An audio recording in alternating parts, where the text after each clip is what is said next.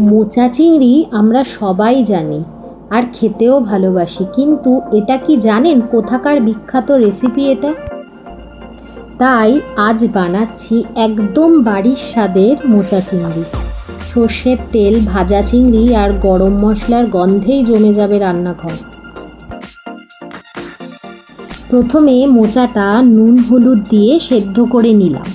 কড়াইতে সর্ষের তেল গরম করে আলুগুলো নুন হলুদ দিয়ে ভেজে তুলে নিলাম। তারপর চিংড়ি মাছে নুন হলুদ মেখে হালকা করে ভেজে নেব।